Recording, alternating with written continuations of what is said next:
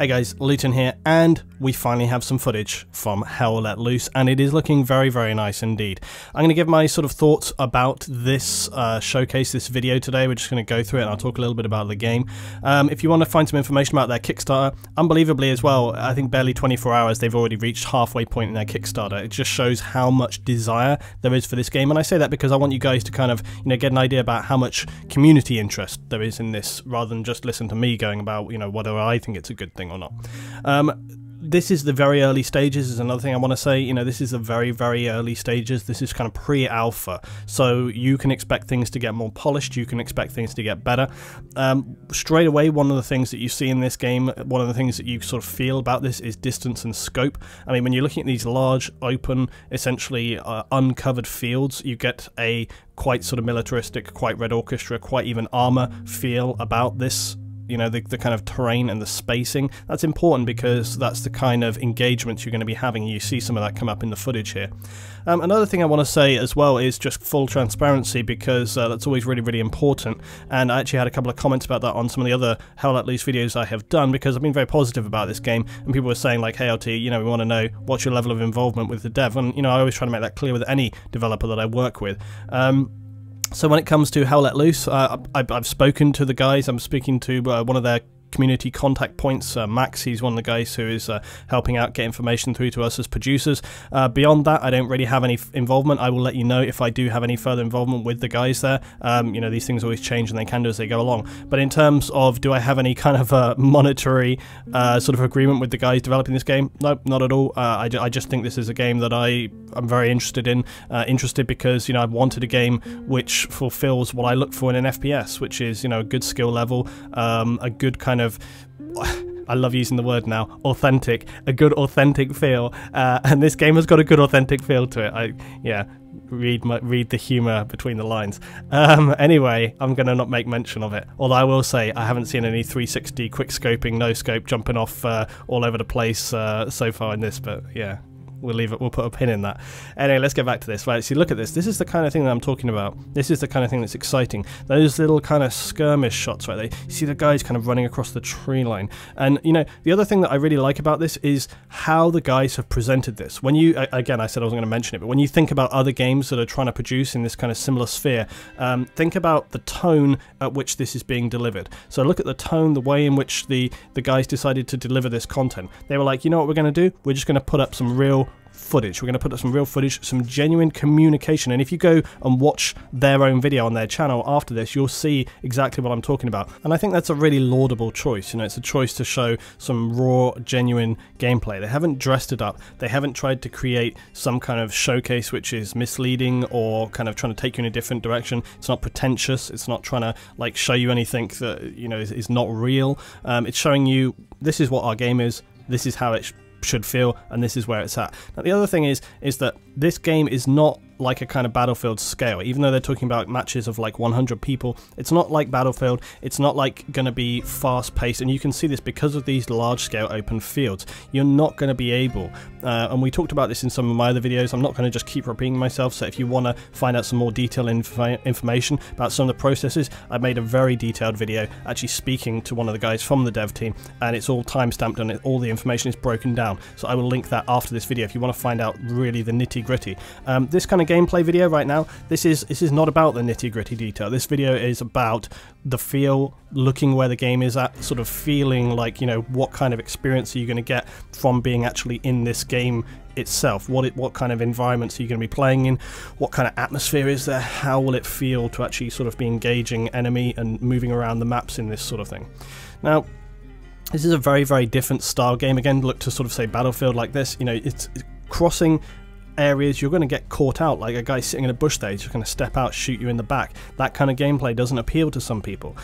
How do you avoid situations like that? Well, again, similarly to Armour, you avoid those kind of situations by communication, and as I often speak to my guys about, you avoid those situations by not lone wolfing. If you go off by yourself and you lone wolf, you expose yourself to those kind of situations, because when you're by yourself, you've got no one to cover you, you've got no one to help you, you've got no one to recover or sort of, you know, revenge you. If you're working with a squad, if you're working with a team, then you're going to have the ability. There we go, look, one guy, he's just running around in the open by himself and he gets caught out straight away. You need to be working together. Now the other thing is one of the biggest kind of criticisms and one of the biggest problems that we have had so many times before now, and it's like an ongoing issue now with FPS games, is community. Is how do you find players who are going to actually push the environment and make it work to create a kind of gameplay situation which actually feels like the experience that you want to get. You know, an actual team play experience, an actual gameplay experience where you are getting that kind of squad play that is not just kind of running around trying to get kill streaks like you might in Battlefield, and, you know, focusing on just that kind of thing and not focusing on working together as a team. And again, that's another thing I asked the devs about, that's another thing we go into detail discussing, is about how best to define and direct people towards those ends.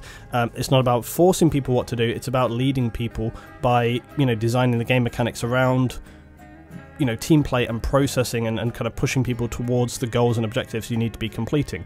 And so far Hell Let Loose have got a really excellent system for doing this. Okay, it's all about kind of like reinforcement. It's about not being able to just kind of run around the back and cap flags and so on and so on. You need to defend your front line, you need to reinforce that, you need to break those front lines. So what you're going to be doing is really kind of not bottlenecking, but focusing your combat engagements. There are going to be people who can break away and do different things and move around and flank and all this kind of thing, but essentially it will, whilst the map area that you'll be playing across will be quite big, when we're talking about sort of map grid squares of like 10 by 10 grid squares or 5 by 5 grid squares and so on and so on, the actual focus for the gameplay is going to be working together, pushing those points, breaking those lines.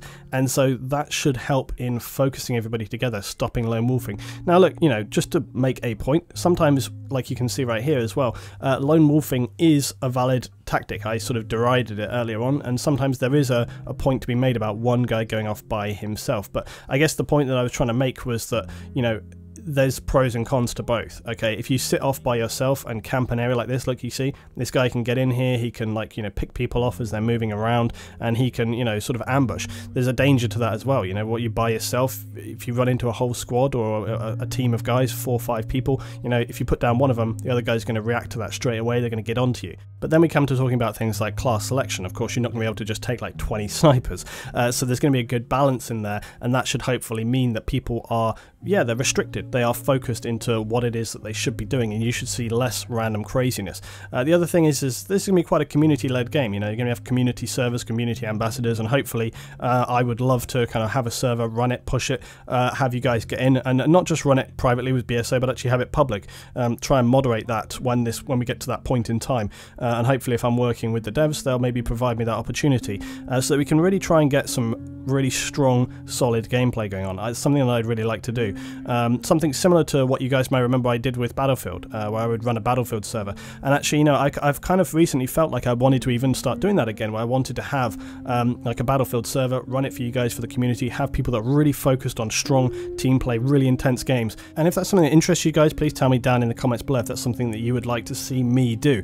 Like I say, I recently was thinking about, you know, should I take a look at Battlefield again? And the more I thought about it, the more I thought, you know, I've stepped out of that sphere now, I've stepped away from it as much as I want to get it back into it, and I might do, you know, like the odd stream here and there where I enjoy that, but I don't think I really want to get into community leading a server, certainly not until maybe a new iteration of Battlefield does come out. In the meanwhile, something like Hell Let Loose provides me a great opportunity to maybe run and support that kind of thing. You know, Squad ended up, I don't know, I like Squad, but I don't know, something didn't quite just sit right with me there, and maybe Hell Let Loose is something which is going to fill the gap for me, something that I can really get my teeth into, something that we can build a community around, and something that we can get some really full-on intense gameplay and some really strong team battles across, you know, an interesting, objective, focused, and a well-led game from a development team with Hell Let Loose, who really seem to have their finger on the pulse of what the kind of objective tactical player wants from a World War II FPS game.